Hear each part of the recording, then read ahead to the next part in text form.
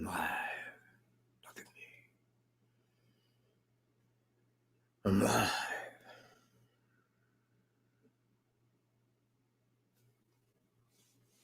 Ain't nobody here. Just me. But I did just upload a video, and I hope that people got a look at it. Hope you're not still looking at it. I know, man, it's pretty well done. I myself am impressed. But you know what I wanted to do here? After uploading that video, because I found this out yesterday. No, day before. No, wait. Yeah, day before yesterday. Now, upon finding that, I called the tip line after reading through it. Actually, after probably at about 30 minutes worth of looking into it, I'm like, yeah.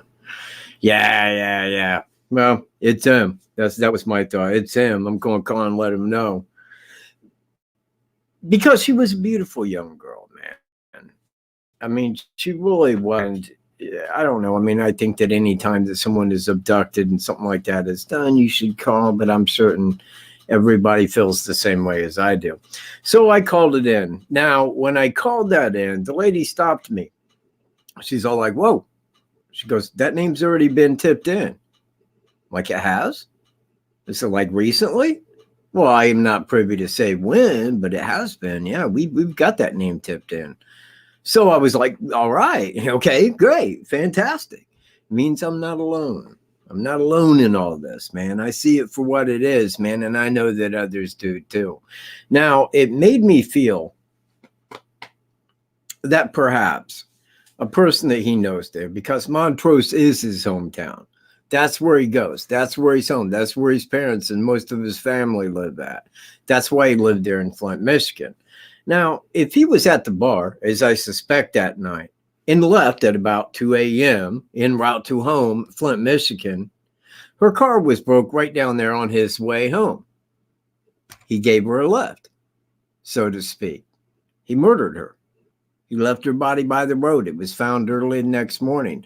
Actually, less than 6 hours after her death, her body was found. Think about that. Her body was found by a jogger in the country in a little ditch line where a run went through. Same as it damn near always is. Now, when a person had a search conducted on their house and they found a firearm because the guy was a felon. Now, I'm going to show you the document right here, right now. Let me go find it. Hang on a second. I need to find this document here real quick. Like, here it is.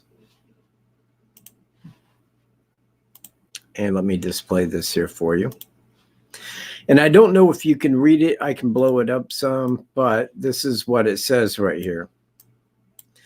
On appeal, defendant argues that trial counsel should have moved to suppress the gun and the ski mask on the grounds that the warrant was unduly broad.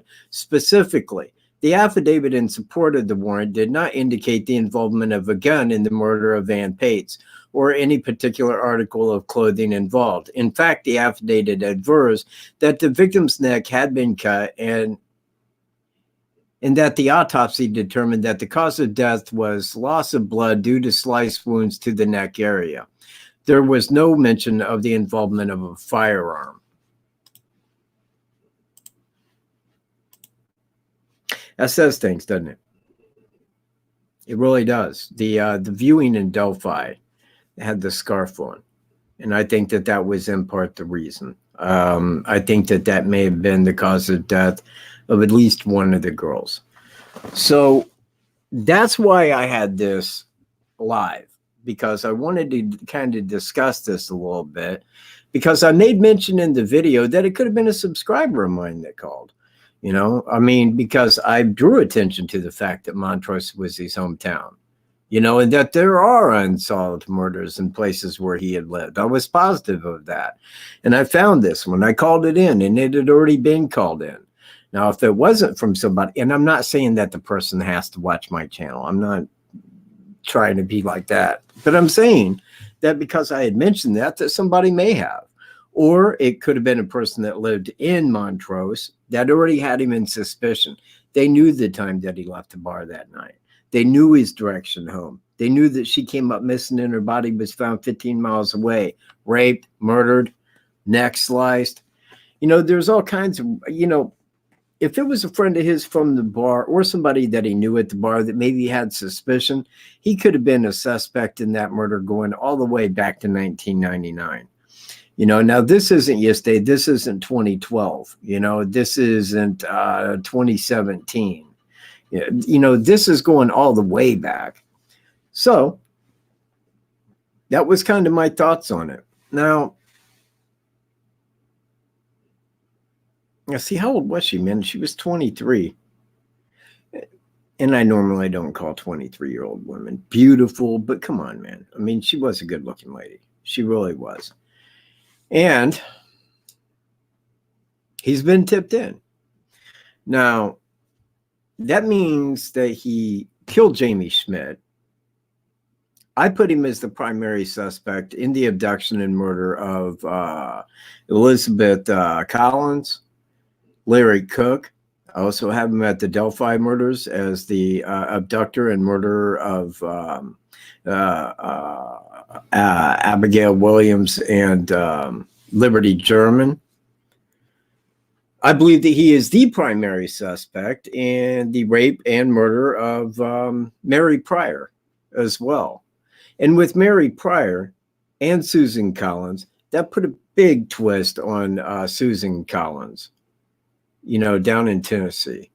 Because if he was in that area, smart money says that he was the person who committed that murder. And they executed Schmedley Alley for money. I mean, let's be honest, that's the way law enforcement and our justice system operates. It's all about them getting money. They don't give a shit whether you did it or not, man. They don't give an F. You're going to fry and we're going to make money, and that's justice in America. Ain't no common law. You're up an alley, pal. So, what are your thoughts, man? Does anybody have thoughts? Anybody have thoughts?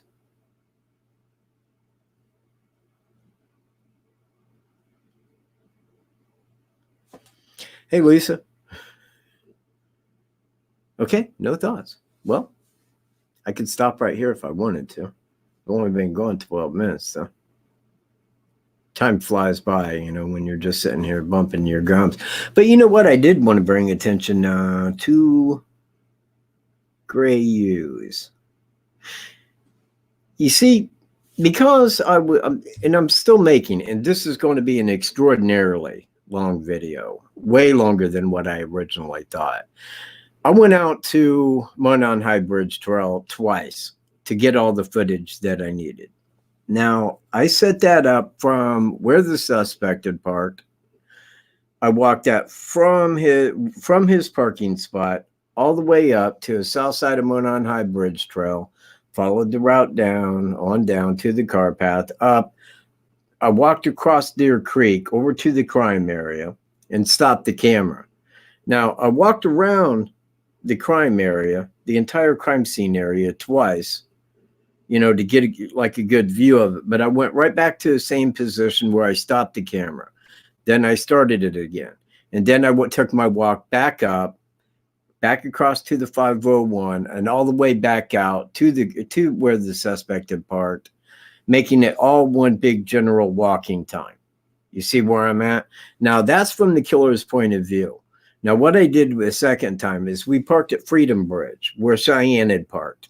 Now, I walked from there because in her statement, she said in there, and I am quoting her, when we got out, we walked to Monon High Bridge Trail. We didn't really mess around. We got to there, and then we started taking pictures. Now, I may walk because I wasn't making it a foot race, but I wasn't walking real slow and casual. It's just 1 foot, 1 foot, 1 foot, 1 foot, like that.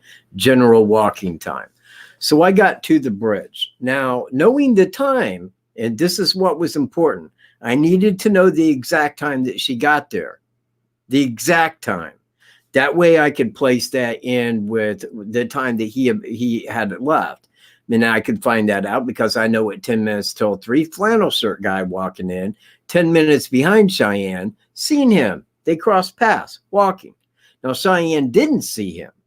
So therefore, I can conclude that he came out of that wood line after Cheyenne had walked by, but before flannel shirt guy got to the bridge where they crossed paths.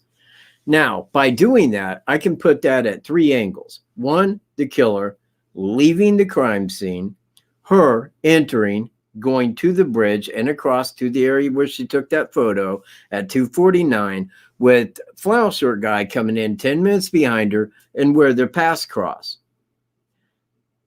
Now, that's going to be a great video, but let me tell you something, man. That it is, God, man, it's been over a week, and I have not even got to the second part of it. That's how freaking detailed this is. Don't miss that. Keep your eyes open. It will be out probably within a few days. I know I said that last week, but I had to get back out there. I had to reshoot from Cheyenne's angle. That was the holdup. But it's beautifully done, man. Beautifully done. Y'all's going to like it, man. You're going to like it. In fact, I might cut it into 2 parts because I don't think anybody's going to want to sit there and watch it for that damn gum long. You see where I'm at?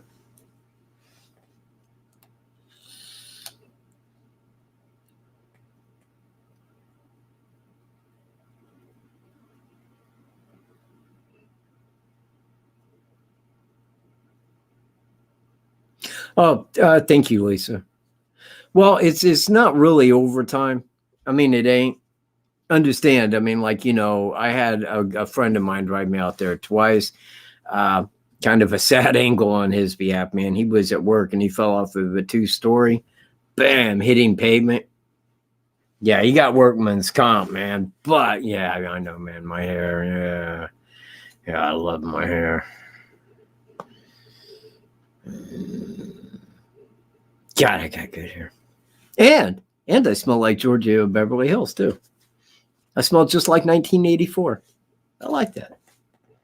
Anyway, aside of the point. So anyway, you know, he was off, and I told him I needed to ride out there, but we was going to stop by my dad's house. So we went out, stopped by my dad's house for about an hour, and then drove out to Monon High Bridge Trail. Now, the first time we went, here's how it played. I told him exactly what I was going to do. Exactly what I was going to do. Well, we headed up to 501 and we got to where that fence was. If nobody knows where it is, it's halfway between the secondary entrance and Monon High Bridge. Okay. They got a big fence going across there and it said private, no trespassing, private property. He's like, oh, dude, I ain't going on private property, man. I ain't doing that. I said, no time to stop, dude. Got to keep walking. It just kept going. I said, you know, I'll meet you back this way, man, when we come back. So he stayed there, man. I got up and came all the way back around. Now, I told him that that trail was not private property, that they had put that up there to keep people in the unknown out. That was its reason. However, the second time we went back, I told him, okay, well, this time we're going up to it. If you're going to follow along, we're going to cross the bridge. So he went up, crossed the bridge with me. We went down to where they had crossed at. Now, he didn't want to walk across, neither did I, because that first time, too, I thought I was going to lose my feet. Literally, when I walked across there, it was cold, very cold. Now, when I got out on the other side, you know, thinking, well, that's it. You're probably going to freeze out here. But I didn't, man. Actually, once I started walking around after I did a couple around the crime scene area, man, my feet were back to normal, and it was all good. Anyway, he didn't want to walk across, and I'm like, I'm with you. So we went up all the way back around to the 501, went back across the north way down to the crime scene. Now, when we was there this time, rather than taking the southern route, because the first time I walked to the left following the creek, then up a hill, rather than going all the way up to the top by the cemetery and then going down that deep ravine and up. This time I just went up and up a hill and out. Second time when we went out there, we went north up to the cemetery and then back to the 501. So I got both videos. Now, I was thinking that it was a lot longer than what it was. I thought it was like a 7.5 minute walk. You know, and when me and Greeno and Tony went out there, it seemed like forever, man. I mean, it just seemed, it was probably because it was so bushy. You know, it was uncleared. But we got back out there, man, and got down to the crime scene area. Now, Greeno went back filming himself, taking the northern route, all right? Now, me and Tony, we went down that ravine, back up the other side. And when we got to the top of the other side, man, Tony's all like, hey, Katt, man, can I get a drink of your soda, dude? You know, I was like, here, man, you can have it, man. Because he was out of breath. And I kind of believe that he probably did take the southern route. I think that he had scouted that area pretty well. He knew where the most shallow area to cross Deer Creek was. He knew it was at the end of that trail. He had been over there. I think that when the suspect got to the south side, when he walked up to the south side, that's when the lady seen him that was walking her dog right there. That's when he was spotted by her. That was at approximately 12:30.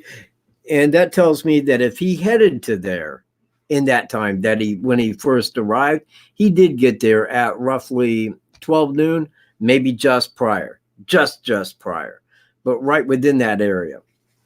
Now, after being seen there, and I don't think that he had any suspicion that she thought he was a killer by any means, you know, because this was almost 2 hours later. Yeah.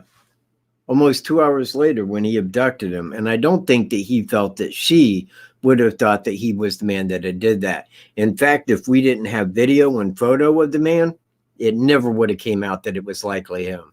Now, I mean, the lady could have said, well, I seen a guy there, but no, he didn't seem like no killer. You see where I'm at? Yeah, real nice, polite guy, real friendly, in fact. That's how I feel it would have went down. But, you know, he was. And we did get those photos, and she did turn that in. So I think that that was his reasoning for going ahead and carrying that out. I think when he got over there and was spotted, he went down, he scouted the area, you know, made sure nobody was there. I think that he remained on the south side of the bridge, right there in the wood lines on the south side of the track.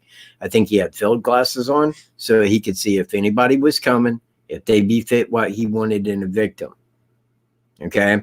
I think that when the girls got to that south side, he walked by them, going back to the north side, looking like he was going back to the north side, and stopped once he could look down and make sure that nobody had took the 505 trail down to the water where they could see him when they went down the hill.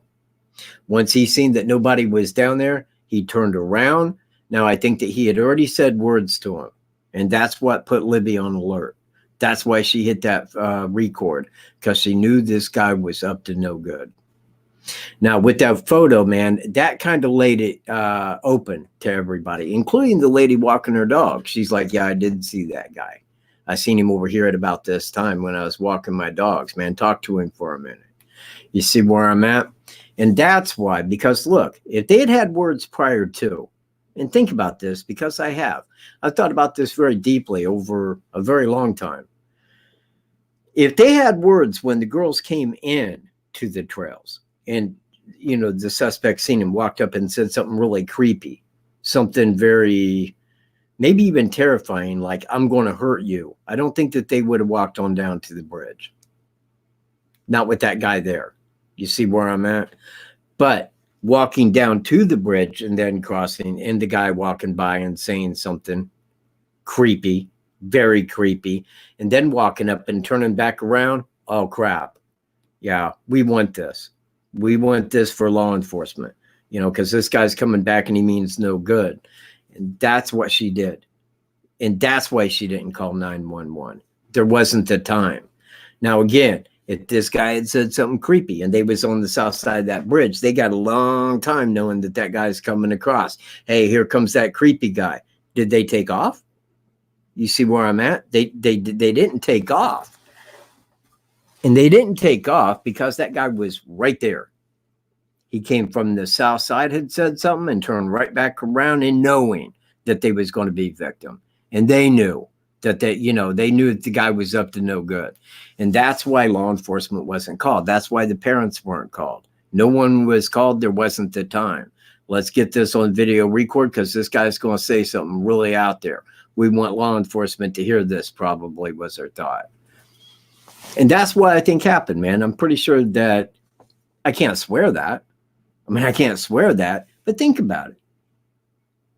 If they had came in and he had said something that creepy that made him think, hey, this guy could assault us, this guy could do something, then when he's crossing that bridge, they could have went right down to that private drive and headed west and been to Abby's house in a couple of minutes. But they didn't. There wasn't that time. And that's what makes me feel that he was on the south side and he was waiting for someone to show up. And I don't know how long that he would have stayed there. I mean, if he had a dinner date with his wife that night, would have he remained like all day? I don't know. Anyways, back to Ann Paetz.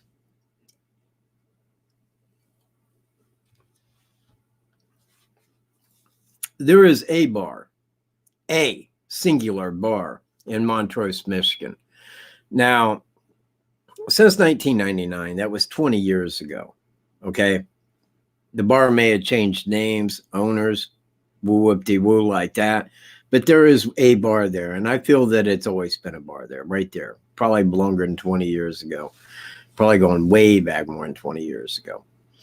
So I think that he was there drinking because that's what kicks off his, I don't even know what to call it, man. I'd call it a multiple personality. It's what kicks it in, man, is the drink. And after having drinking and seeing a nice looking lady by her car, hey, can I help you, man? You know what? I'm going up the way. If you need a ride, man, I can get you some help. You know, get in the car, end game, just like that. So I do think that he was a suspect. I think that he did it. And whoever called that in, they will get money for that. They will get the money. And it isn't even about the money. I've been like pretty relentless on that, but it's not about the money. It's about narrowing down because we got 1 year until it comes out. And in 1 year's time, because I just found this one, it wasn't by accident. I was looking for it in Genesee County. I was looking at Genesee County unsolved murders. That popped up. And when I read through it, I'm like, bam, right there in Montrose. I thought you can't get better than that. You can't get more like Thomas Bruce at that time living in Flint than that shit.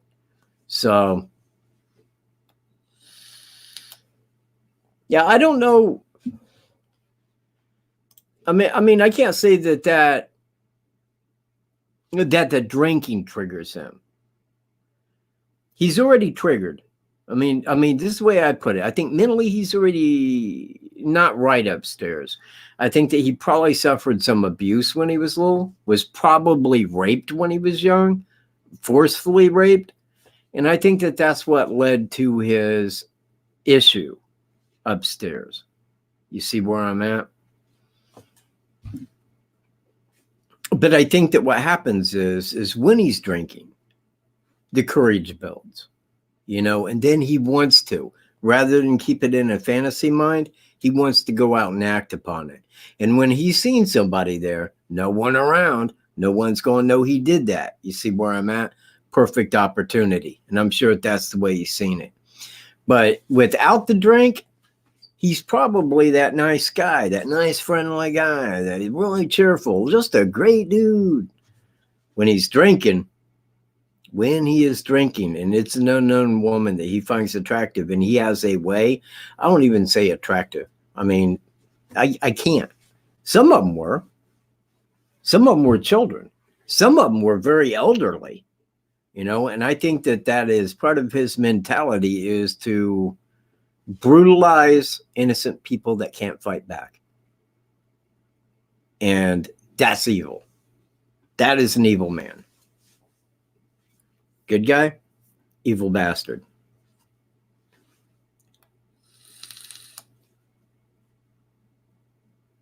Yeah. So was I. So was I, man. And that's exactly true because, man, through there was 12 years that I was out there in America. And I can tell you about one man. You know what? I will. I even know his name. I know what his name is, man. He picked me up when I was hitchhiking, and it was right down around It was probably around Effingham, Illinois. It was like right in that area. Now, he picked me up and really talkative guy. Now, he said he was going to Oklahoma, as was I. I was going to Enid, Oklahoma, and I think he was going to Tulsa, not Tulsa, Oklahoma City. Now, somewhere, and it was when we was in Missouri, oddly enough, at some time out there on the interstate, he starts asking me some weird questions, man. And I started to feel a little bit uncomfortable after a few minutes. He's like, well, you know, I mean, you hitchhiking, are you afraid somebody's going to try something? I mean, got a weapon or anything on you? Me, I'm all like, well, I don't travel unprotected, you know, but I didn't have a weapon. You know, I didn't, because most people, when you're hitchhiking, very cool. Now, this kind of changed his mind a little bit because he didn't know what kind of weapon I had. Okay. This guy pulls out a pistol. He says, all right, this is what we're going to do. Now, he wanted my money. And I told him, I says, dude, I got $10 the last guy gave me. Here it is. If that's what you want is $10, there it is. You can have at it. There's my $10. The guy just kept driving. Didn't say anything. Nothing.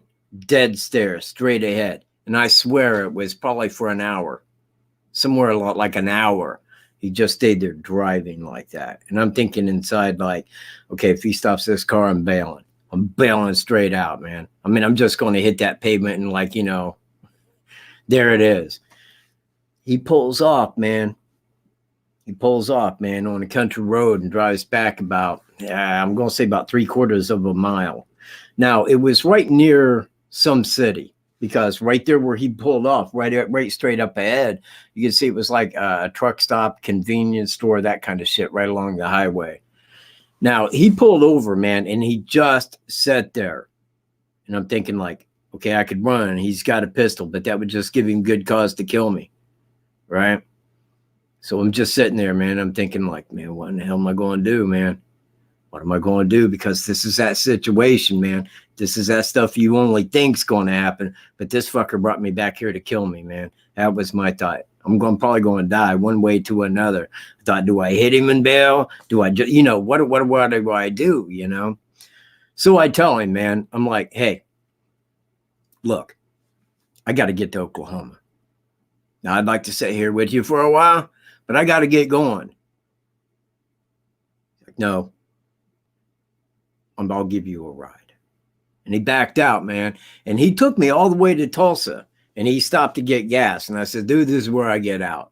And I grabbed my gunny sack, man, and that's where I bailed at. That was a close call, because that dude, I mean, I knew his name because he showed me court papers where he was going to court on his daughter. That's why he was going to OKC.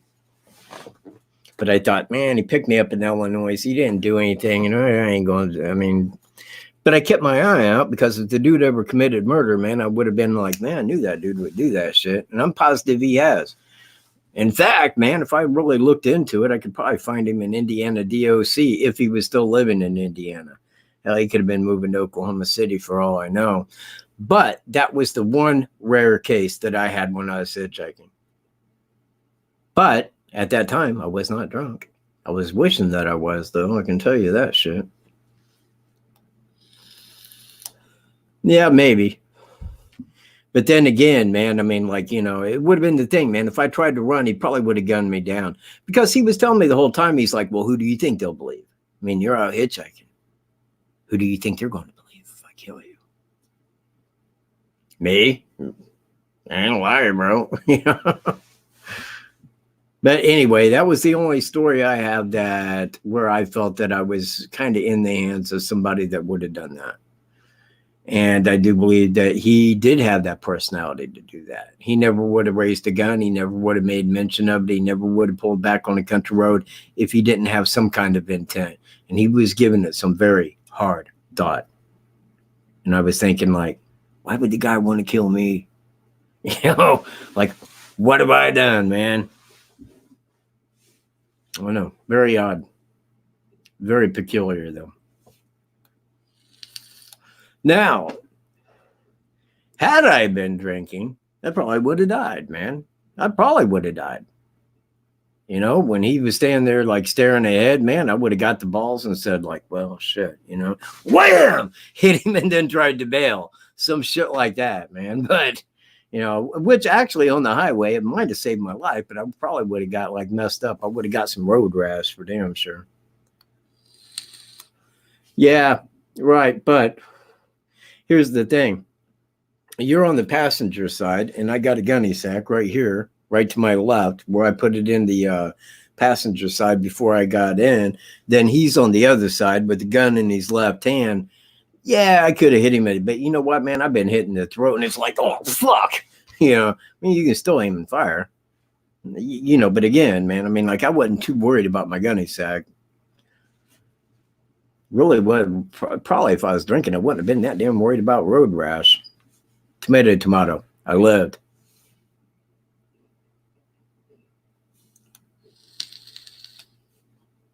Nah. Man, I was a hitchhiker because I was an alcoholic, man. I was an alcoholic, man. I had money. I wasn't paying rent. That's why I told him, I said, man, I ain't going to pay no rent. I ain't working no job. I ain't doing this or that, man. I'm out here going off to see America. Catch me next time. And that was what I did. I went and seen America. I loved America. But my drinking days are off topic here. So, if anybody has anything that they want to talk about here on any of the murders, including Mary Pryor, I didn't really discuss Mary Pryor. I do not believe. Let me go get her photo because she was old. Hang on, let me remove that real quick.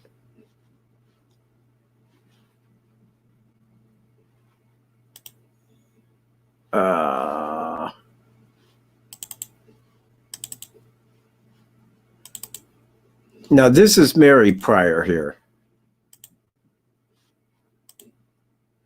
Now, she was 88 years old, and she lived in Lennon, Michigan, which is, God, man, I think it's like 12 miles south of Montrose, little bitty dot in the road. Montrose is the size of Burlington. It's like 600 people that live in Montrose. Now, Lennon is smaller than that, but it has a bar. Okay, right there on State Road 13 that goes through it. Right here is a bar, and right across the street was the house of Mary Pryor. And again, I put that right to the same, man. He was there at that bar drinking. She was outside or there at her house or something along that line. He comes out, he goes over and, you know, starts his mental disease. Now, I mean, there are some aspects to this that I can't talk about.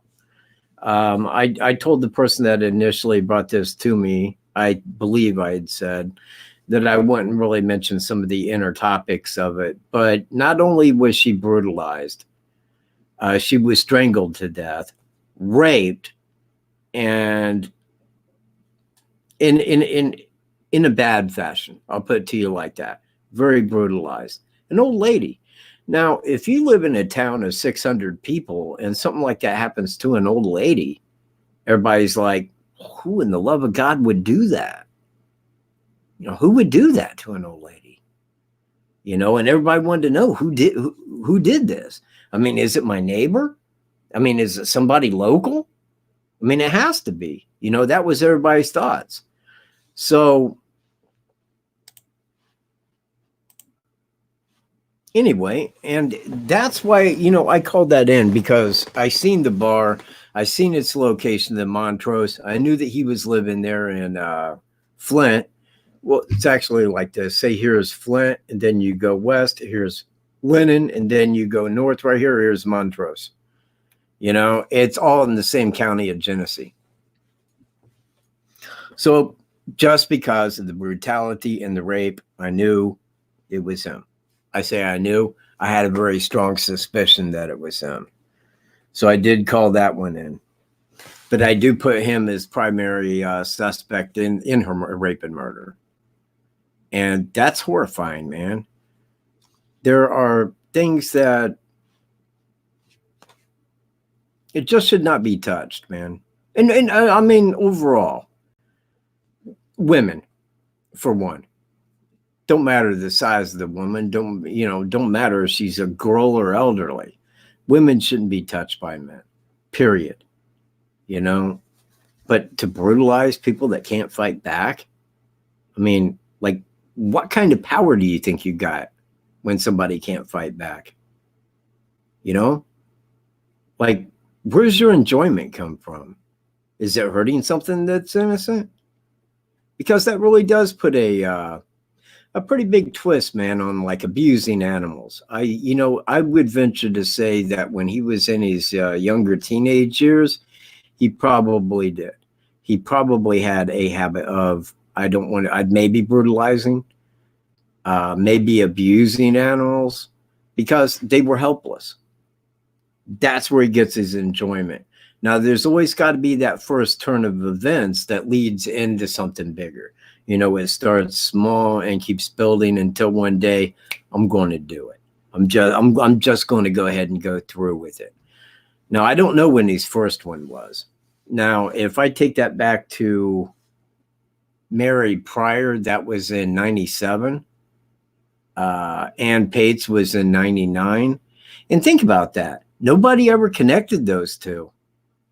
No one ever connected that those two right there could have been one of the same suspect. Now, maybe law enforcement gave thought to it. But again, we know that the DNA and the fingerprints of Thomas Bruce weren't on file. He knew that. He knew that well after the fact anyway. So he didn't have any concerns as long as nobody seen him. And, he was good. He didn't have no DNA in the database. Can't trace him. Yeah, well, I was going to throw in dogs. Yeah, I was going to throw dogs in on that double ants because, yeah, I am the same way. I mean, people go like, well, it's a federal crime to abuse a dog. Not in my neighborhood. You probably won't live to see a court if I see you abusing a dog in my neck of the woods, man. I'll beat your ass senseless. You don't touch women.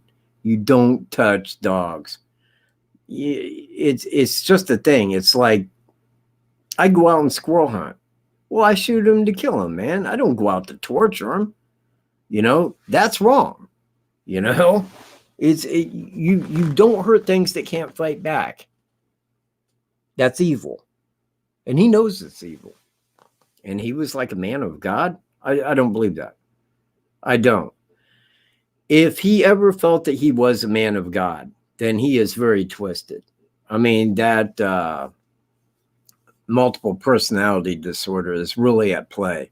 Because, again, you got that good, great guy, man, that great friend. Oh, I can't believe he would do anything like that. But on the flip side, you have a monster that wants to hurt things that can't fight back and brutalize them, kill them, rape them.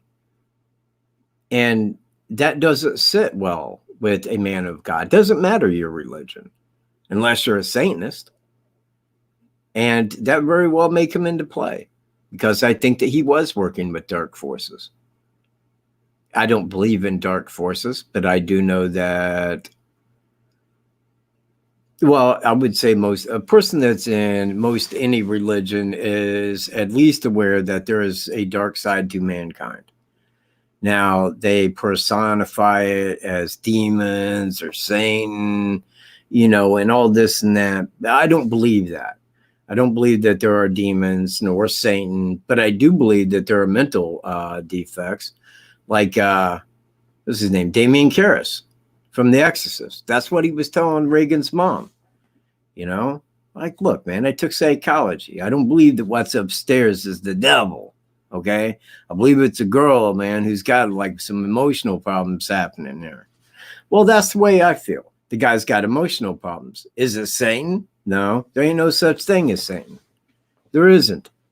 To me, I mean, if you're a Christian, you believe otherwise, and that is, that's your right, man. I mean, everybody's got a right to believe in the religion that they want to. I'm more akin to Buddhism. I mean, it's more of a philosophy than a religion. You do good. That is the purpose of life, is to live a good life. Doing what Thomas Bruce does is not living a good life. That's living a very bad life.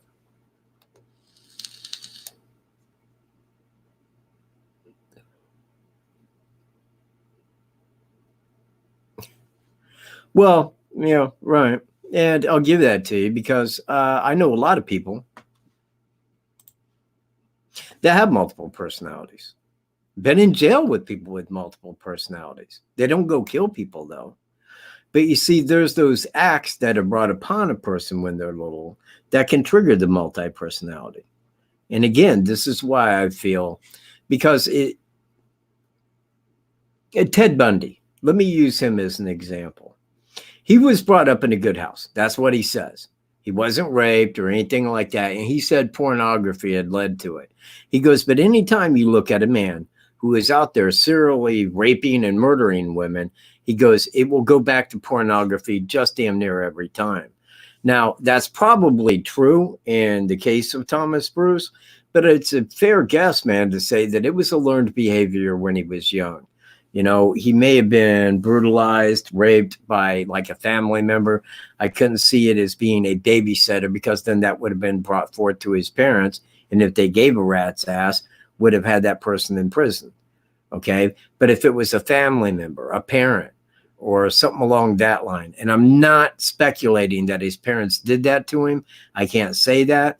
But what I'm saying is it does seem like it comes from a learned behavior that he picked up on young.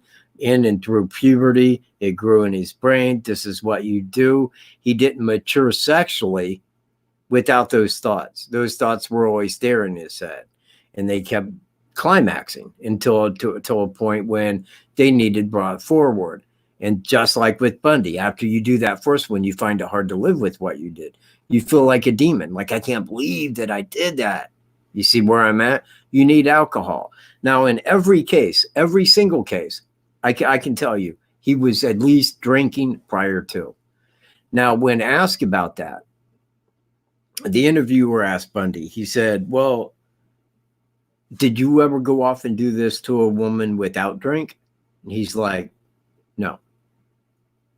He said, I can tell you every time, every single time that I had been drinking.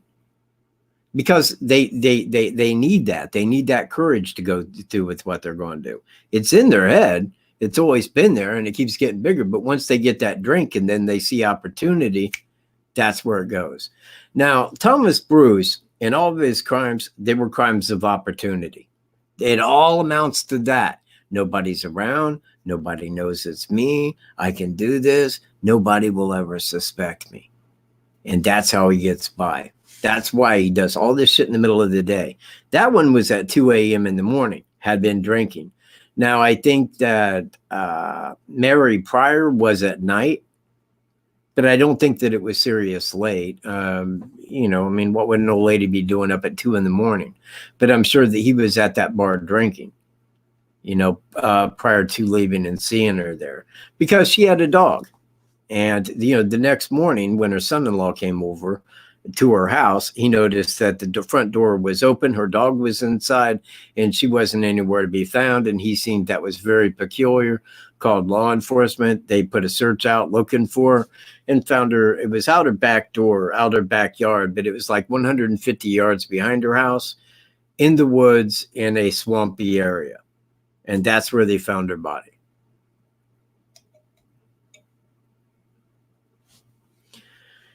Insane, man. Hey, HD. How you doing? Well, thanks, Alaska. You know what? I never have to worry about that. But hey, man, if Alaska says hello to you, it goes straight from me, too. From in here. So, any questions? Any questions at all? Or do I just keep rambling? Because I will. I'll talk all damn night. Man, hey, is there any other creators out there on YouTube? Anybody like this new setup that they got? I think it's about the same as it was, except now they ask that one question. Well, was your video made for kids? Was it made for kids? No. I'm going to say no. Wouldn't hurt a kid if they watched it. Nothing graphic in there, but I can't say I made it for kids. So I have to put no, it wasn't made for kids. So is there an age restriction? Well, now you got to be wary. Now you got to be very wary, because you put something up there and go, oh, you use the F word. Sorry, your channel's banned. We're an LLC and we own you. Bye-bye. Right here, YouTube. Do you see that? That's a knuckle for you. YouTube's evil. I don't like him. Never did. Well, one time I did. You know what, man? I go back some years ago. You know what? I made $2,700, man. That was 6 or 7 years ago. Made $2,700 on one video. That's back when they paid. They don't anymore. Now when I upload a video, they're like, oh, I'm sorry. No, but they've been doing that for like 3 years, man. They don't even monetize anymore. And if they do, it's like, wow, on that one, really? Holy shit, man, I cussed out my backside. Guess they don't care. Now, every single live that I do is demonetized instantly. Like right off, man. As soon as I go there, it's like right now, as you're watching this isn't even monetized. They don't even have keywords. Okay. Now, when I go there, after I complete this and I go there to monetize it and such, it's going to go, oh, sorry, yellow flag. We're going to have to look at this. We're going to look at it for a week or so, and we'll let you know, because they know that within that week is when you're going to get all your views, make your money. They don't want that. It's all a scam. It's all a scam. You know, the creators build YouTube up. Then they get really big, and then they're like, well, now we're like TV. So we're going to start our own channel. You know, YouTube television. It's all going to be left-leaning. FLT stuff, man. If you're not on your knees giving love to the leftists, we don't want you. Right back at you, YouTube. I'm an American. So much so, I can say you. Right up your side, yeah. That's me. That's just how I feel. I'm not an FLT. Know that shit. Yeah, they probably are. They probably are. Now, when I went there, hang on, and let me backtrack this, probably at about a half hour ago. So I was looking for the time, the exact time that Cheyenne arrived at Monon High Bridge Trail, because I was certain that in an interview she had made mention of that. So I put into YouTube Cheyenne Delphi Murders interview. Well, what pops up? Gray Hughes channel. Now you know how I am. I don't really watch other people's videos for their information, but there was information that I felt could have been in that video. So I watched his video. Now, this was right after I gave him the boot from my channel, because he starts off with, the Michael Giants channel. And I was asking a question, and I guess his machismo. Ooh, I own the channel. He booted me. Yeah, screw you, Gray. You know, up yours, man. Look, when somebody comes on and they keep asking relentless questions while I'm trying to talk about something, yeah, it upsets me. It does. You know what, man? I have booted people that have come to me and said, hey, dude, man, look, I was just screwing around. Please, man, you didn't need to boot me. Sure. Let him back in. But anyway, Gray was shooting his mouth, and now here was the whole of his channel. What time did she take that picture? Well, to me, because you couldn't see the 2, but you could see the colon 49. So you knew it was at 49 past the hour. Well, her caption was, I was there at around 3 and I didn't see them. All right. Well, I know that flannel shirt guy was walking 10 minutes behind her, because he arrived 10 minutes after her, and he got to the bridge at approximately 3 and seen 2 people on the other side. Now, when he was walking back toward his car, he ran into Derek German. Derek German asked him, did you see 2 young girls down at Monon High Bridge? He said, no. I seen a couple that was on the other side, but they weren't young. He was speaking about Cheyenne. Now, with the caption right there, 249. I was there at around 3 and I didn't see them. Flannel shirt guy having said to Derek, no, I seen 2 people down there, but they weren't young. Speaking of Cheyenne, there it is. Well, no, not the Gray. Gray's high IQ. You know, Sir Isaac Newton, Sir Isaac Hayes. He pulls out like the map reading of the sun in comparison to a shadow from a railroad spike, and he's drawing it down to, and I can't even say out the top of my head, but I think he said it was like 349. I'm thinking like, man, didn't he take like daylight savings into effect or something? What? Why is he embarrassing science? Here I am, a man of science, a straight man of science. Man, when I was in 3rd grade, man, I got a 100 on the science test. I don't even know what we was learning about science in 3rd grade, but I know I aced that test. And I mean, even before that, I was always a man of science, man. I could show you a stack of books this high, man, or college books about science that I have read. I love science. My life, everything that I look at, man, I relate to science, period. Now he uses science, which is good. It was a very good idea. And I agree with that idea. But if you're using science, for the love of God, use it correctly. Don't embarrass science. Now, it is a fact that Cheyenne was on the south side of that bridge at 3 p.m. That is the fact. If you're using science to like debate and overlook that, even though everybody's like, well, he came back and corrected himself and said that it was probably, and I'm like, yeah, I really don't care. I really don't. I don't give a rat's behind much about gray use, but hang on. Where in the hell?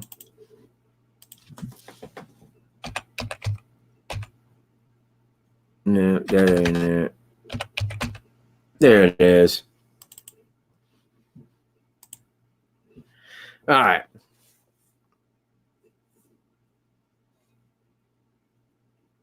Yes. Right. Yes, he did. Because Derek had told him that they was ages like 13 and 14 and that they weren't answering their cell phone. Well, he could see down at the other side, man, and tell that Cheyenne and her friend were much older than that. I mean, it's a little distance across there, but you could clearly see that they was an older couple than that.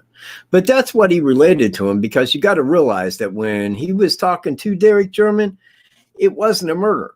He had seen, actually, when he was walking to the bridge, just before Derek got there, that's when the suspect had walked by him. So there wasn't any concept of a murder was committed. Well, my daughter and her friends out there, they're not answering their cell phone. They were supposed to meet me here. Did you see him down there at the Moron High Bridge? No, I seen a couple that was on the other side, but they were older than that. Oh, okay. Well, they'll be around. And flannel shirt guy went on his way. It wasn't until like that night with the search party, that's when it started coming together that, hey, you know what, man, maybe they were abducted. And I think that that's when it started coming together. You know, that's when flannel shirt guy was, well, I did walk by a guy, you know, when I was heading to the bridge. And I'm certain that law enforcement as well talked to Cheyenne concerning, because she didn't see anything. Now, it tells me that to the time that she got to that bridge is when that guy was exiting.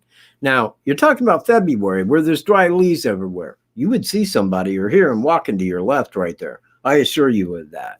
And that's why I maintain that when he left the crime scene, was walking back to the 501, he didn't want to be seen walking out of the woods to the 501 by anybody, because they'd know he came from there. So if he seen Cheyenne walking the 501, he could slip behind a tree, let her get over to the bridge, and then walk on out to the 501 without her seeing him, and then walk the 501 back, hoping nobody was en route back down to the bridge. There was. Flannel shirt guy. That's when they crossed paths. So, like I said, it was a known fact that she was there at 3 o'clock. She even stated as such. I mean, hey, man, you know what? I'd be happy to debate Gray use on this at any time he would like. I really would. I think it would be a fascinating debate. I would love to debate you, Gray. You little man of science, you. You little Sir Isaac Gray. Hang on. There he is. Look at him, man. Man, what in the hell? What does he have in his mouth, man? Man, what in the hell is that? Do you guys see that shit? What in the world is that? Man, did he dye his mustache or something? Well, that looks spooky, Gray. That really does, man. That looks pretty peculiar. I didn't know that was there, man. I'm sorry. I didn't make this video for kids, but if that scared anyone, I apologize. I didn't know it was there. Call that one on me. It's just who I am. All right, I've been here an hour. 1 hour's time. Oh, if anybody gives a flying flip, let's see. No, it's pancake. Pancake and maple syrup.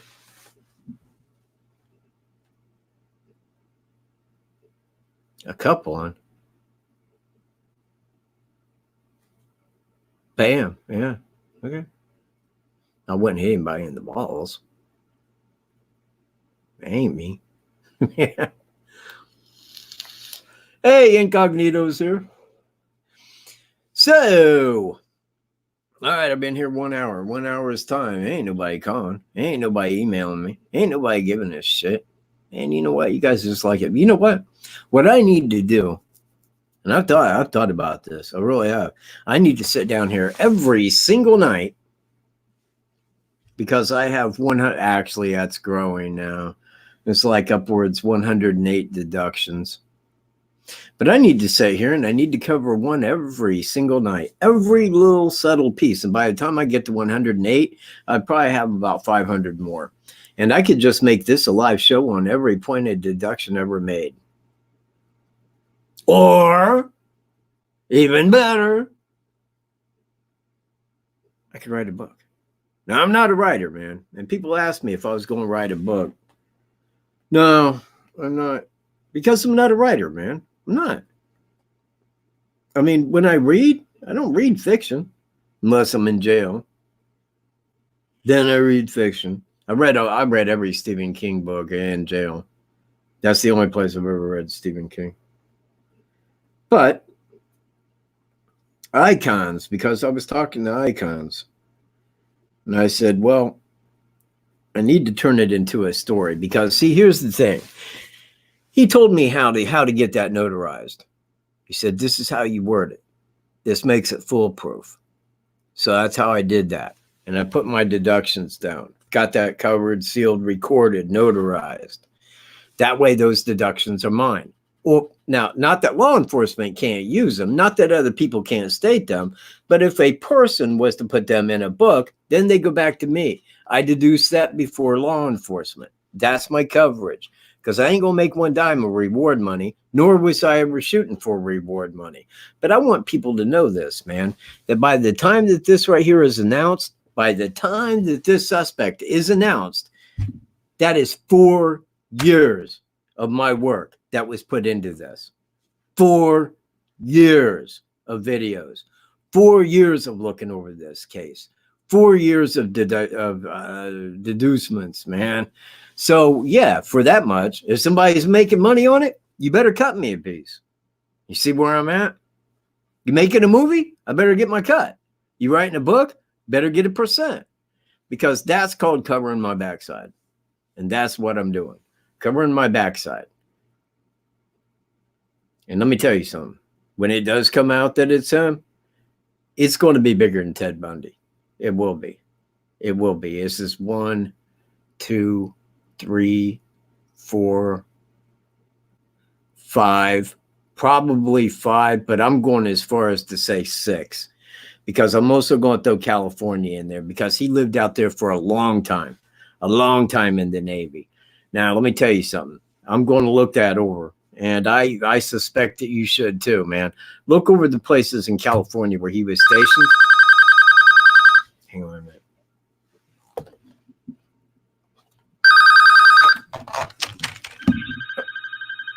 Hello? Hey. Who? Oh, hey, Marlene. How you doing? Yeah. Do you want to be on? Okay. Oh, shit. Okay. There you go. Oh, could I ask if you're going to put a tree up this year? A Christmas tree? Hello? I thought about it. Oh, I have one, but it's a small one with that, those flashing lights. I can't remember the name of the,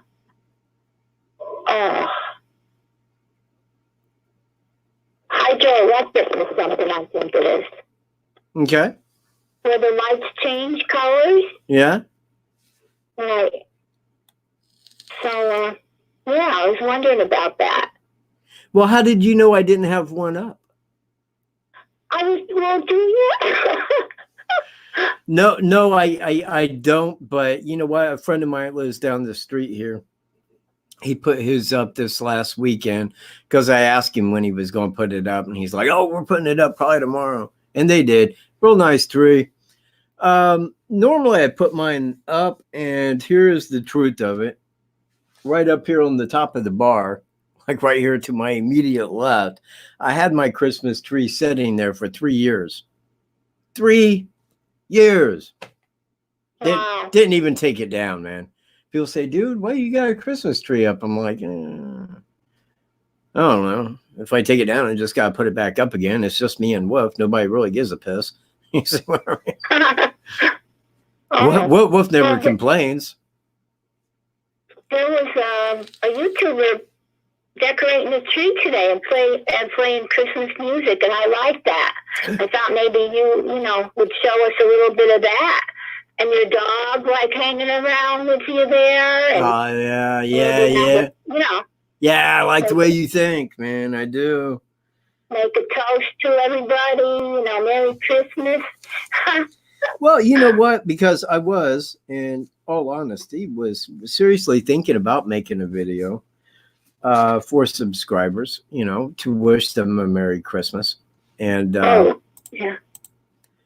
Of course, in doing that, I mean, I guess putting my tree up and decorating it and kind of, what do you call that? Where you like time lapse it, on through, like I'm putting this on because that way it ain't like an hour of me decorating a little tree, but it would have Wolf in it, and I would put his little present underneath there, and then he'd probably go ape crazy because he thinks it's pig or something. That's the way my puppy is. He gets a real hoot out pig. Well, maybe like you could wrap a present for your puppy while you're doing this, and stuff like that. Let us know in advance, though, so I don't miss it, okay? Oh, yeah. Well, when I put it up, it'll probably be Merry Christmas from Michael J. Katt and his puppy Wolf. That's how I do it. Oh, nice. Okay. Who will be? That's it. Let me see. Next. Well, his birthday's July the 4th, but on August 26th of this year, he turned 100. So I could put that and say that on his birthday next year, in human years, he would be 106 on July 4th. Wow. Yeah. Well, yeah, but that's in human years. That just means he's 15 now. Well, that's still old for a puppy. Yeah, he's still like a puppy, though. Well, I know. He's so cute. Yeah, I mean, he has a hard time getting on the couch and the chair, and it really pisses him off because, I hear him, and he's whining. He's trying to get up on the chair, so I go over to pick him up, and then he's like, "Rah!" I'm like, when I'm helping you, man. God, dude. Ah, jeez. Makes me feel bad. It just does. Maybe he has arthritis or something. No, he's just old and cranky. Okay. Because like when I'm in bed, man, and he wants up on the bed, man, I pick him up, put him up on the bed. He don't care. If I'm right there and he wants up on the couch where I'm at, yeah. If he's trying to get up on the couch and I walk over there or on the chair to pick him up, then he's got a problem with it. That's just called being testy. Yeah, I don't care. What, I still love my bird. Does he eat dry food or canned or what? He used to eat dry. Now, what happened was early this last summer, he got congestive heart real bad. And it took me a while to figure out what was up. And it was so bad that like he couldn't get oxygen and he was breathing like, and I mean, he couldn't sleep. You know, he couldn't rest because he had to breathe like that all the time. And I thought he's just going to die. And I wasn't in the house. And then because I was trying to remove myself from that, I felt like I was leaving him there and he was going to die without me. And I mean, it was a real hard time. But once I, deduced the fact that, it is congestive heart. Well, I got some medication from my brother. I had to break him in half, put that in his food. Now, I thought at first it might have been because I changed the variety of dry food he had. And I thought that might have what kicked off his congestive heart. So I started feeding him wet food and I started putting the medication into it, into a piece and then feed it to him and give him his dry food. So now I give him a can of dry every day with his wet, a can of wet food with the bowl of dry. That way he's always got food there. And that's the story about my puppy. So did you have anything you wanted to say about Ann Paetz? About what? Ann Paetz? I'm sorry, I couldn't understand what you said. Ann Paetz? I don't know what that means. Oh, well, the video concerns her murder up in Michigan, and I was putting Thomas Bruce responsible for that. That's vague to me. That's the one that got abused and stuff like that with a pole or whatever? No. No? No, her car broke down right there outside of Montrose at 2:00 in the morning, and the next morning at 7:45, a jogger found her laying in a ditch with her throat slashed, brutalized. Wow. Yeah. What is wrong with this world lately? My God. Well, it isn't everybody. And in fact, that's how I ended the video on that. I said, this is the face of a monster. If you was to meet a monster, would you know? I mean, if he looked like regular Thomas Bruce, you would think he was a nice, cheerful guy. You would never think he was like that. But on the flip side, man, after a couple drinks and he sees like an opportunity, there it is, man. There's the monster. Wow. Maybe he should smoke pot instead of drinking booze. Hey, you know what? It helped me. Wow. Oh, the video's already up, people. I already put that video up. It's the one just before this one. In fact, right after it uploaded, I went live. Oh, I'll watch it then. Okay. I didn't see it yet. I'm sorry. I think it's called, man. I think it's called Thomas Bruce and the Murder of Ann Paetz. Okay. All right. But if you put in Ann Paetz and it's spelled like so, let me copy this and put it down there in the chat section so you can see it. That's how her name is spelled. Now, if you put Ann Paetz into YouTube with that spelling, it's probably going to pull my video up. That's the hope I have. I'll find it. All right. Well, I appreciate you giving me a call. Well, thank you. Yeah, no problem. And I'll talk to you another time, I hope. I hope. You have a good evening. You too. Bye-bye now. Bye. All right. Well, see, somebody called. Ha, ha, ha. Yeah. Now, why would somebody talk bad about my hair? Why would anybody talk bad about my hair? Ladies and gentlemen, I'm 54 years old, man, and I got hair, man, that like hair metal rockers wanted in the 80s. Don't talk bad about my hair. Don't ever talk bad about my hair. Just don't. You get very testy over that. Real testy. Yeah, she was, man. Real nice lady. Glad she called. All right. Well, I'm going to wrap this up at 7:30. Yeah. Man, hey, I don't understand, man. Jealousy? Yeah, maybe. But am I a woman jealous of my hair? Nah. No.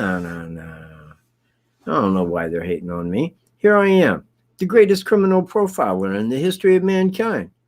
The greatest criminal profiler. Perhaps ever. Maybe. That's the way I'm looking at it. And people come on here to insult my hair. Like a little child. Not that I would do that to a child. But yeah. Don't talk about my hair.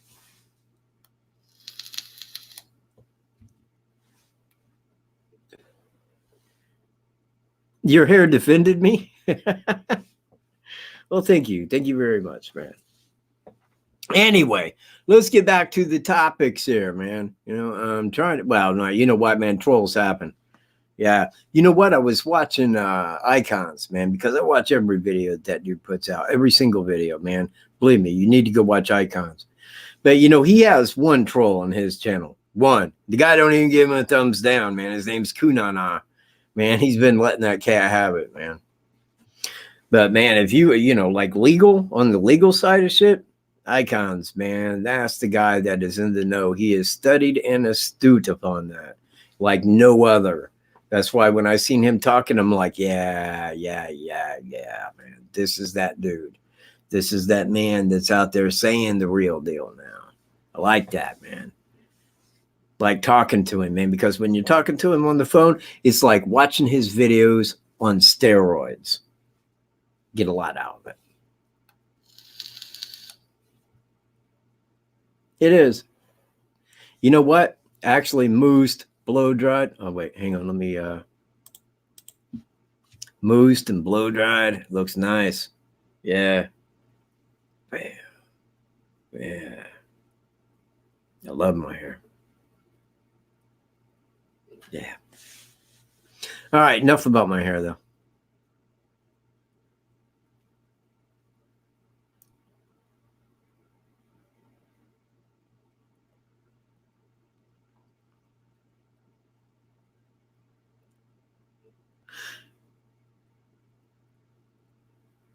Oh, well, thank you. Thank you very much, man. You know, thanks. You know what, if I may, and give me one quick second.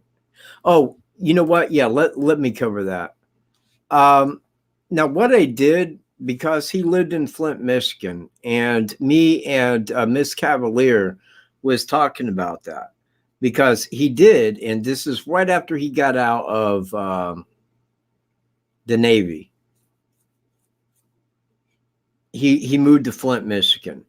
Now, he was there in 97 and he was there in 99. I know that. Now, I don't know exactly at what point he went to St. Louis, but it was shortly after that. Because if you look at anything after 2001, it's all in Missouri, down around St. Louis. He lived in Jefferson County on Lacklink Road for a long time. He was living there at Lacklink when the Evansdale murders were committed. But then they moved to Imperial. And I think that was in early 2018. Because when I talked to his neighbor, she said, no, they moved in there in early 2018 into a Quail Run Trailer Park. So when I was talking to her, she said, well, I bet we could find more. So I says, all right, I'm going to look over Michigan. And she was looking over California.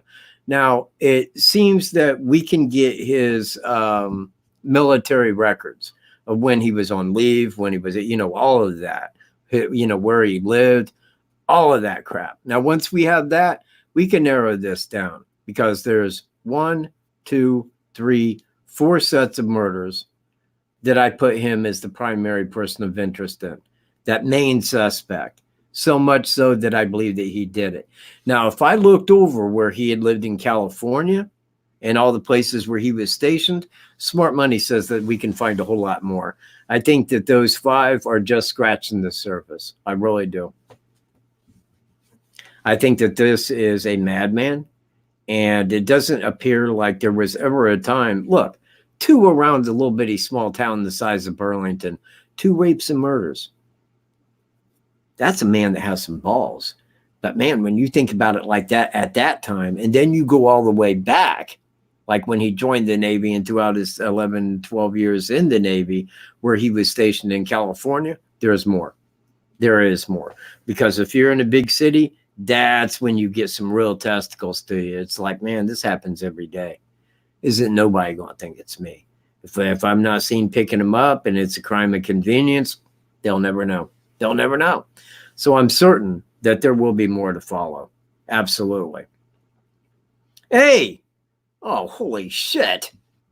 There he is.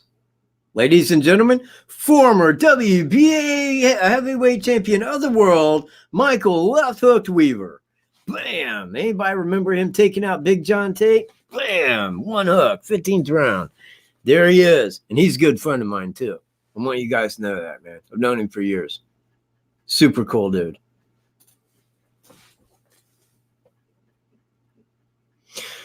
Yeah, well, you know what, man? I give up on that crap, man. I've kind of put that to a statistic, Alaska, that 1 in 10 people, if they like the video, will hit that like button. There is not a single video that I watch, seriously, unless somebody really did something to piss me off in that video. And even then, I don't even give it a thumbs down. But I always give every single video I watch a thumbs up. You know why? Because I'm viewing it. And I'm viewing it for the information that it has. And since it's given me the information that I want, I give it the thumbs up. In fact, I am probably the biggest thumbs upper there is on YouTube. Fact. I don't know. There might be somebody out there that watches more YouTube videos than me that likes more, but it'd be a very rare dude. Very rare.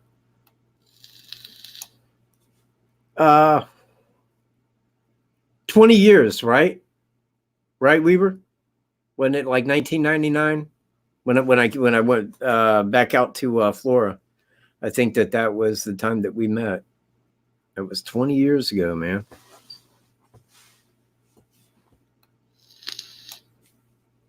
Yeah, exactly. Well, you know, I'm not saying that just for my channel, but the thing is, man, when you're on YouTube, people created those videos. They spent their time to get that information to you. And that's what I look at. You know, it's like when I'm watching television, I can't like, oh, I don't like this show because I had a commercial in it. I can't do that. I go, well, that's it. I'm never watching TV again. You know, commercials. There it is. You know, you can't thumbs that shit down. But, you know, you can't even thumbs it up. But people come on here, then they watch a video, and then they're like, yeah, he's giving out information again. I watch him, but that thumbs up thing, I ain't doing that shit. There's always 13, minimally 13 thumbs down.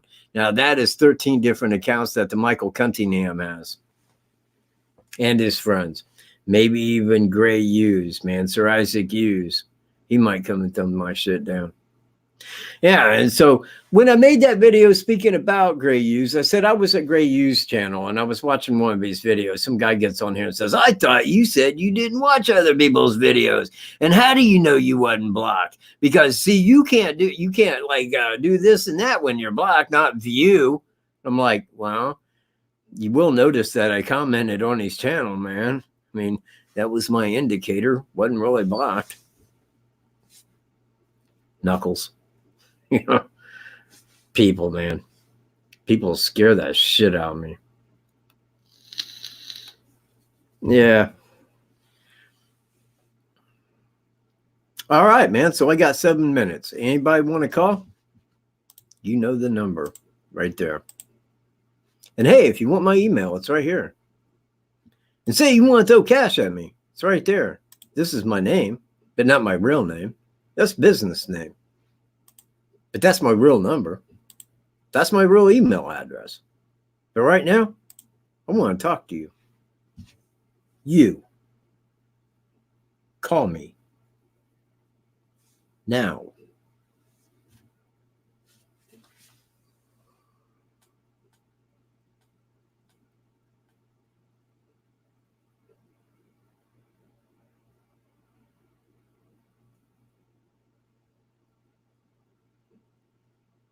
All right, that never works. It never pans out right, man. So like, well, screw it, man. I'll end the show. Bye.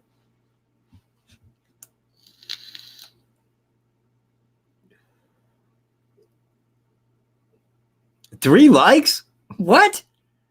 What? 3 likes? Holy shit. Man, 17 likes. Hell, man, I get that many thumbs down. Man, you unworthy 47 people. Good Lord, man. God. Here I am handing out information. And look, man, I'm trying to hand out that best information. I'm trying to tell you who the next Ted Bundy is. You guys sure show up for that, don't you? Yeah. Yeah, you like to hear my freaking gums bump. Likes? Please. There was a day, ladies and gentlemen. Whereas if you went to Google or you went into YouTube and you put in Delphi Murders, my videos were the top 3 pages, man. The first 3 pages were all my videos. The FBI said, don't do that. Kill his channel. And they did. They deleted me. They deleted my name. And that's why I go by Michael J. Katt. That's why.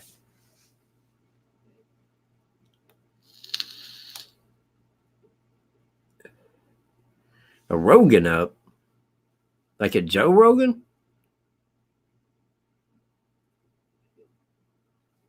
Wow.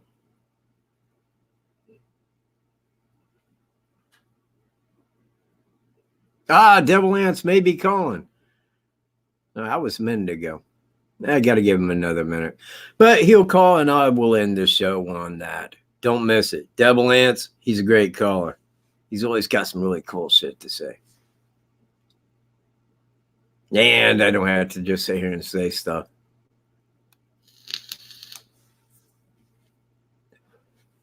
Man, I wish you guys could taste this. Try it. Just smell it. It smells like maple syrup, doesn't it? Tastes like it, too.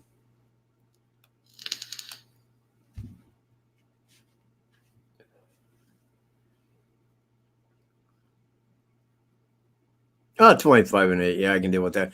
You know what? I get all my thumbs up after the show's over. I really do.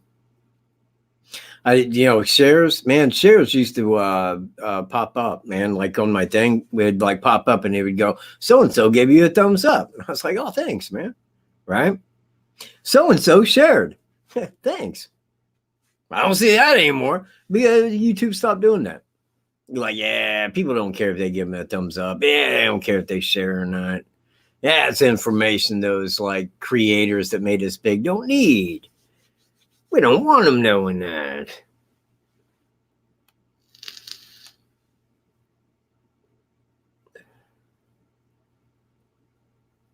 Oh, did you? Well, what was your thoughts? Yeah. Did you read it in? I used to do that, man. Like chew, I'd go, here, smoke. Just small chew. Hey, Arlie made it. It's about time. Good evening, Alaska. Well, Alaska will say hello, and that also goes for me too. All right. We're waiting for Devil Ants. In that meantime, yeah,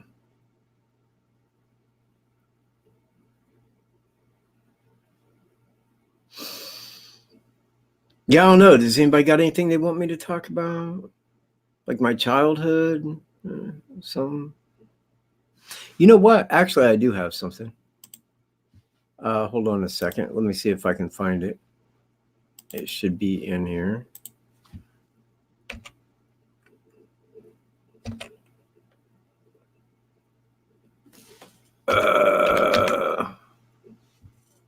No. Well, ain't finding it like that. Yo. Hey, what's going on, dude? Not much, man. How's everything going, brother? Hey, it's going. I figured I'd call in and make this quick. I got to do a little bit of plumbing here, but I had a couple of questions I wanted to run by you, Mike. I've been going through everyone's channels. Yeah. And you can get in trouble doing that, because you get a lot of misinformation. Precisely. But me and my brother have been taking the video of BG, and we've been playing around with the video and screenshotting. Yeah. But now we ain't been messing with the audio, of course, because there's not a whole lot you can do with it. But the question is, we blew it up on his shoulders, and it looks like he's either wearing a backpack or a portable tree stand or something. It looks like there's a small handle jutting up on each shoulder. Now, it may be just the pixels, I don't know. But if you get a chance, look it over, blow it up. And when I say blow it up, I mean we took one of those projectors. And I know you lose, so much of the photo when you blow it up. I know this. Yeah. But, my brother, he's retired military. He knows his computers. And, we done everything known to this thing. And like I said, it looks like he's wearing either a backpack or a portable tree stand. Now, it could be just a jacket. I don't know. But I wanted to point that out that maybe you could give it a gander. Number two. Now, the other night, I caught this guy's channel. He was, I reckon he's got a good computer. And he caught some stuff going on with dude's legs. So we decided to replicate what this guy had done. All right. And we came out with the same thing he had found. Very, very, very similar. And my question is to you, a step across the crossed eyes. I mean, I've walked across train trestles. I know what it's like. Got a lot of them in the Southeast. That's where I'm from. Yeah. But when you examine his leg, his right leg, when he steps, and freeze frame it, you can see between his right inner thigh to his knee that he's got either a deformity, he's got a weapon, or it's a brace. I don't know, Mike. But I know you've got the computer to do this, so if you get a chance, please examine it yourself and tell me email me your thoughts, or you can, post them. I'm puzzled for this. It could be just the guy's leg, the way it forms in the jeans. But he's not doing it with his left leg. It's got me scratching my head. It's got my brother scratching his head. And I would just like for you, this could be what makes the case, brother. If TV's got some kind of deal wrong with his leg, and, it can be pointed out from that video, wow. Other than what they've already got, And another question I wanted to ask, and I don't know if maybe you've already touched on this or not. And, me and you discussed this before. Do you think that there's a possibility that maybe he saw her videoing him and, getting a video of him and the audio of him? No. You don't think so? No, and again, man, I kind of put it like this. Everybody has a cell phone. It is the nature of the world we live in. Look, man, like little kids have cell phones. Everybody's got a cell phone. Everybody's taking pictures. And I think that the whole of that is that when she put that on video record, she had it aimed like in his direction because he was walking toward him. And I think that she stuck it in her pocket or waistband. Because look, if he had seen that and he thought, oh, you videotaped me, he would have took the phone. He would have made sure that he took that phone and destroyed it. But the phone was still there. So I don't think that he thought that he was being recorded. You see where I'm at? So they did find her phone. See, that was my question. I was wanting to know if that had been uploaded to her Snapchat account and they had pulled what they've got offline, and he had taken that was my question. I was wanting to know, because I went through everything, and I've heard people talk about it and everything like that, but I've not found anything concrete. And besides you're the only one that's really come out and said, "Hey, man, because you've been able to interview these cops, you've been able to talk to them. No one else has been, out here and done the diligence that you have." Well, now I think I see what you're talking about. and Hang on one second here, okay? go ahead. I apologize. No. Just watch the screen for me. Now I'm going to show this here, and tell me if this isn't what you're talking about his leg, okay? All right. No, I can't. I'm on my phone, and I'll have to go back and review it. But I'm assuming what you're talking about is where the looks like a crease in the jeans to the knee, and then it's like it balls up, like the knee sticking through. Right here. This is probably what you're talking about right there. It runs a straight line from the inner thigh to the knee. I'm not able to look at what you're doing right now, Mike. I'm on my Right phone, here. and I'm plumbing, Right here. Yeah. and I'm not able to get in front of my computer right now. Well, I don't know how well people can see this. So what I'm going to do is I'm going to flash it forward by frame. Okay, now there's a few frames per picture. So now watch what happens here if you guys can see this. Right there. Now I'm going to go back a frame like that. Now if I go forward a frame, it's blacked out. But now watch.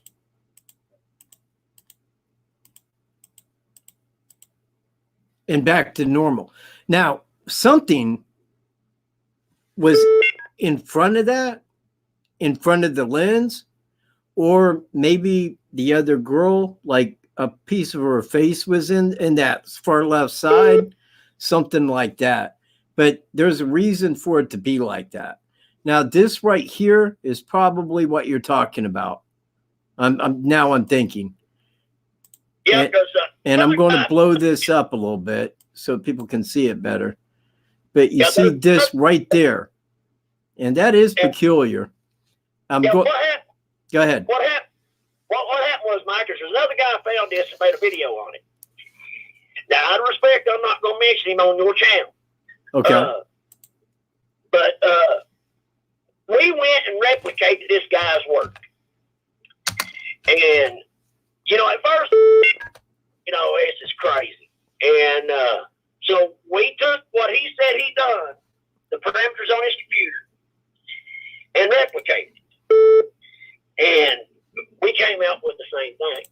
And that's the reason I'm asking you about it. If you had found this and if you've had a chance to look it over. And see, there was another question I was going to ask. We was talking about the phone. It slipped my mind. I got off my train of thought. I apologize. No problem. Getting back, you said we was talking about the phone. See, what was running through our minds until, you was able to put this to rest was, the cops didn't have her phone or something. We was thinking that maybe they had pulled that offline from her online account. Right. And, but now that you put that to bed, they got her phone. Evidently. Yeah. Now, you know what? They said that. And that came from law enforcement. And that's how I know it wasn't taken from the cloud. Okay. Now, another question is, like I said, you find all this stuff online. You've got all these jokers out here doing this stuff. And there's a lot of misinformation out there. Yeah. There's a joker that's posted some stuff, supposed these were screenshots taken from someone who worked in the search. Okay. And these were texts, supposedly, and somebody took and done screenshots of these texts and have posted them. And this guy's got them in his video describing on how they found the girls. And I ain't saying how I'm talking about I'm talking about the condition the girls was in. Yeah, I've seen it, and I know who you're talking about. I know the man that had supposedly originally posted them. I know what his name is. Yes. Is it bull or is it real? You know what? I can't say, but I will say this. Being that he was in the search and found him, I'm sure that he was debriefed by law enforcement not to say a word. And that, I mean, that would probably go with some sort of a punishment. I mean, because, you know, you are talking about a high profile crime, but I couldn't believe, honestly, that he would go on there and relate that in the manner that he did. Because from my understanding of it, he was related to, I believe it was Liberty. You even put something like that out there, man. And, you know, and go ahead. Sorry. Yeah, my brother was talking that over, man. And you know, that's no class, brother. That is no class. I'll give that to you. Man. And, you know, furthermore on that, it is not, it's not like in my curiosity to know. You know, it's a side of the point. There is nothing that occurred at that crime scene that's going to tell me who did that. Exactly. You know, everything else related, that has its little piece where I can put that into criteria, where I can kind of check that off of a list. But the only thing that I can say is if any amount of that is true, because look, man, I look at it like this. I don't know if you was watching when I showed the screenshot of the law enforcement document about that guy whose house was searched because of Van Paetz. Okay, well, the thing is they found a firearm, but it wasn't on the search warrant because they had said that the only thing that they was looking for, because her neck was cut straight across and she bled to death, you know, from that no firearm was used on her. Now, that made me think entirely of that because look at the viewing, and not to be graphic or to draw something into where it don't play, but she had a scarf around her neck. And I think it was for that reason, most likely. Now, I can't say that, and I can't swear that, you know, that was the reason for the scarf. I know that the one girl did have a scarf on, and I think that that may have very well been the reason. Now, if what he was saying was true, that could account for that. Well, we was just, you know, the thing was, when I was, you know, reviewing a video, it comes up, and you can't help but read it because he put it right there on the screen, you know, as you know, where anybody could read it at a glance. And I was like, man, this guy's got no class. No. You know? Yeah. And I showed it my brother and asked his thoughts, and he agreed. And, you know, it does more harm than good. You know, and I just can't understand why someone would do that. Yeah. You know? And wow. Now, I hope they prosecute him. I really do. I hope they prosecute him. Oh, they will. He will go to court in Carroll County. He most certainly will. Now, what my, you know, I mean, I could call it a fear, but it really isn't. It's not my concern about the crime. Okay. Yeah. But what I do want is my justification on my deducements, because I stand on almost all of them, except for the ones where I say he may have. It could have happened like this or like that. But upon my straight deducements here, yeah, for that, I do want the credit for. And if he just goes in and they go, look, you walk into court, you say I'm guilty, and we're just going to send you life without parole, and you can do it in Missouri where you're already doing life without parole. Sound easy, Thomas? Yeah. Great. Then we'll bypass the death penalty. Now, if they do it like that, he's just going in, I'm guilty, I did it, woo-whoop-de-woo, and off he goes. Well, that ain't going to say anything for what I put my work into. Well, the guy that leaked the information and put it there there needs to be something done about him too, because that ends up messing up the case. Well, I would agree, but I wouldn't be the one to go out and beat his ass for it. I mean, I'm talking about the cops. There should have been some kind of charge for that. No, yeah, you know what? I agree, but you will realize that he never came out with anything again. Okay. I mean, you But- see where I'm at? I'm sure that he was spoken to by law enforcement. Cool. Well, brother, I just wanted to make this quick. I'm going to get back to my plumbing, and that way some other people can call, and I'll stand on the standby and listen. Okay, brother? All right, man. Hey, you have a good evening, Devil Anson. It was great hearing from you, pal. Good talking to you, brother. Peace. Bye-bye. I hope everyone noticed that while I was talking to him, somebody was calling relentlessly. Crickets.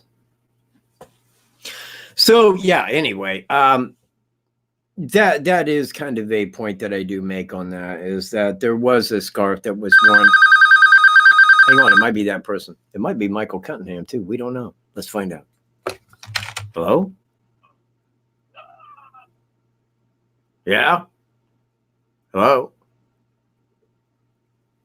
Yeah, it was Cunningham. I think they said, ah, and hung up or some shit. It's always the one, man. There's always going to be one. Maybe two. Let's find out. So anyway, now my sister, and this is right after it happened, she went to the viewing because my niece was in the same class as Abby was. Now, she was a friend of hers, but my sister had moved to Kokomo and away from the school, but then moved back to Camden. All right. So they weren't still in the same class, but they were still friends, not best friends, but they were friends from school. All right. Now, she went to the viewing because hang on, it might not be Cunningham. Hello?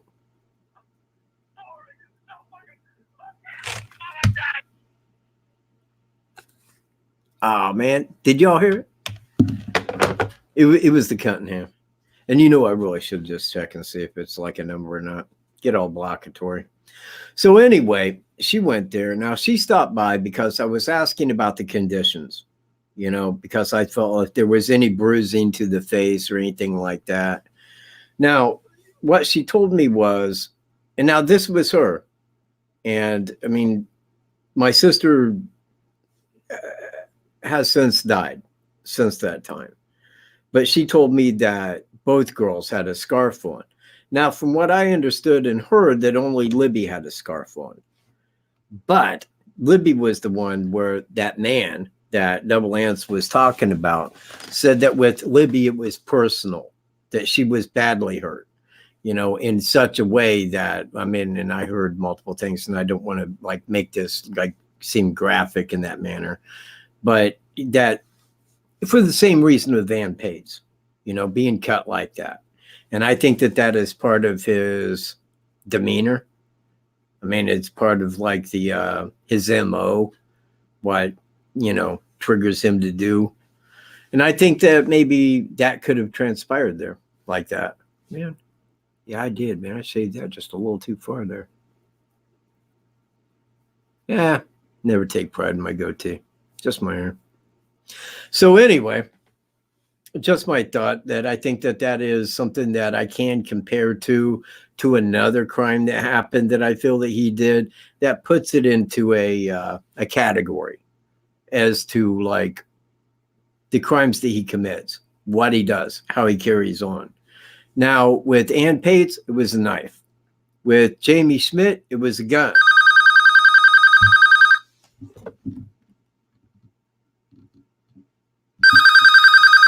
Hey, man, it looks like Weaver.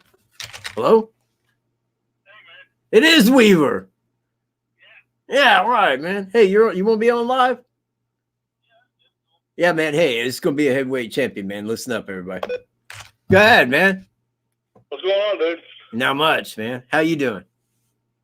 Just kicking back, relaxing, man. Jumped in on the video. All right, man. Appreciate it. The heavyweight champion. Hey, That's my video, people. that video footage that we got. When you gonna play that online? As soon as it's edited, man, and that's going to be probably a few days.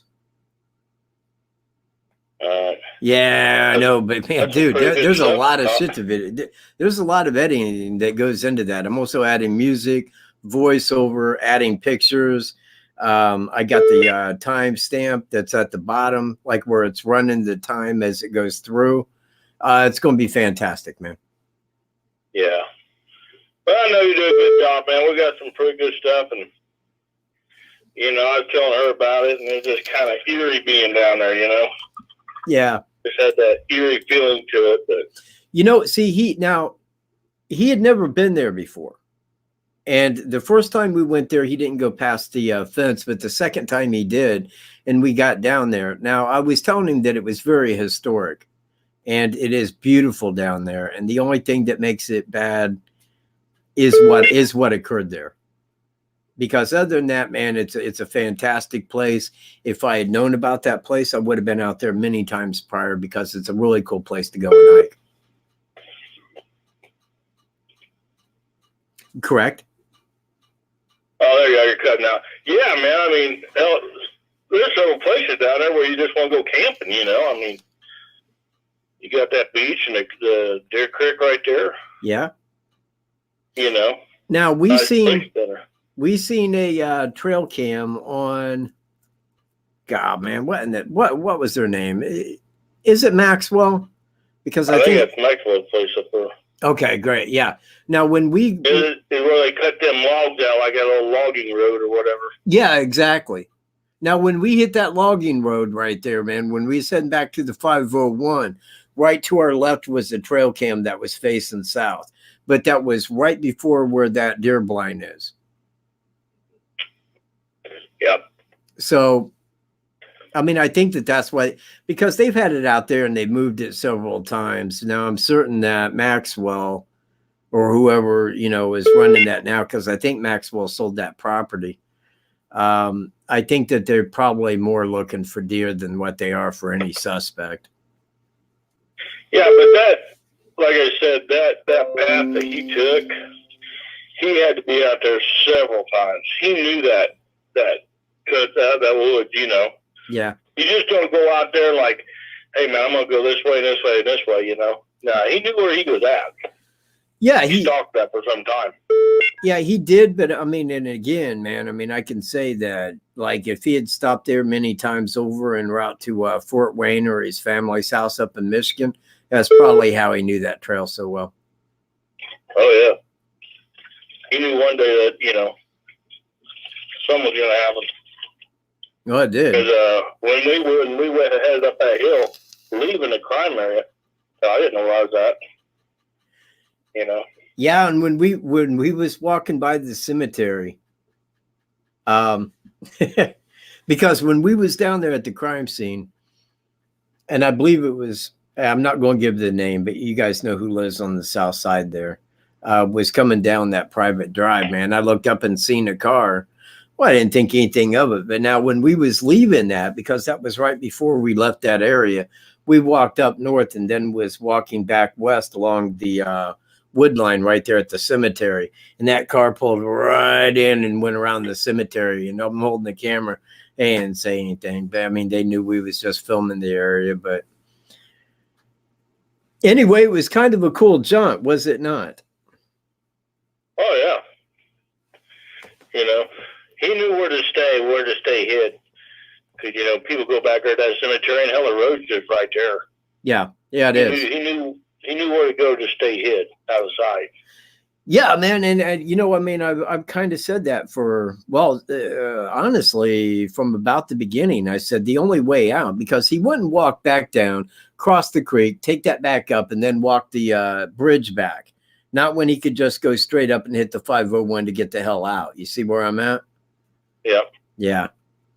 And well, you remember that one spot where I stopped at and I said, look, you could still see the bridge from this point right here. Yeah.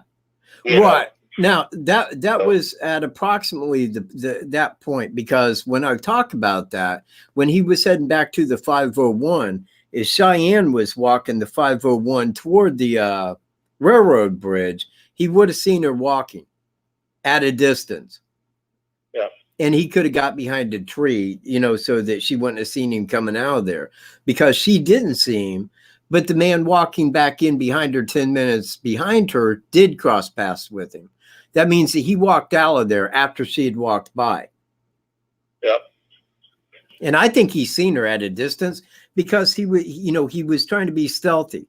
You know, he didn't want anybody to see him walking out of there. So he was watching up ahead for anybody hiking. And if he seen him, he held his ground till they got at a comfortable distance, then kept going. And I think that that's what happened. Now, I can say that if that didn't happen, the crime was 22 minutes in occurrence. If that did happen, you're probably looking at 2 minutes off that, making the crime at about 20 minutes and 2 minutes held up waiting for her to get toward the bridge. I agree. No, thank you, man. Right. From the heavyweight champ, people. He agrees. He just, you know, he knew his spots, where to look, where to watch, where to hide. He's been out there several times. Exactly. You know. Now, you know what? When I tell people that, because I have this friend who's like, well, yeah, but dude, law enforcement wouldn't come out and like give us a different picture and say he was 18 to 40 if it wasn't true. I said, yeah, they would. They would if they knew who it did it. And they wasn't going to say because they couldn't talk to when they would. That's exactly what happened. Mm-hmm. But you can't put everybody on the same page because really, when you break it all down, it is theory. It is all in theory. Now, I mean, I can say his voice is identical. I can say he fits the frame. He don't have blue eyes. He was dressed like Bridge Guy when committing a Catholic supply store. He had never committed a crime before. And I mean, like, all that says plenty. But people go, no, that is not plenty. That ain't nothing. You're just making crap up. And if I could reach through YouTube, I'd be getting charges. So, take it, man. Well, you definitely have to let me know when you want to run back out, man. I'll go back out. Hey, you know what, man? About any time that you want to get out there, if it's a nice day and you ain't doing anything, let me know, man. We'll hook it up and we'll get back out there and film some more. Yeah, just give me a shout, man. You know what I'm doing right now. I do. So, yeah, just give me a shout. I'll jump on through, man. Let some else call you. And keep in touch. Hey, we'll run out there and get some more stuff. All right, man. That sounds cool, man. Appreciate you calling, too. You have a good evening, we'll dude. talk to you later, brother. Hey, give me a call during the game.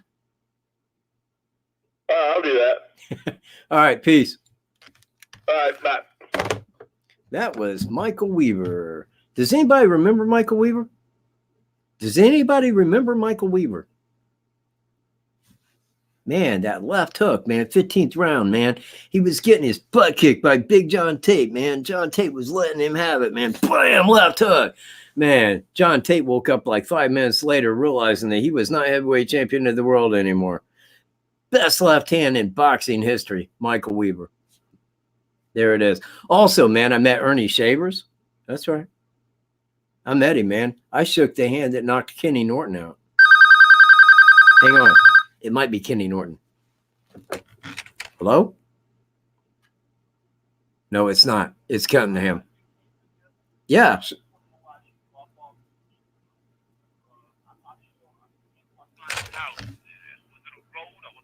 What exactly was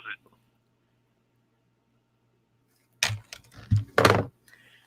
Pizza. So anyway, I'm going to end this here in 2 minutes.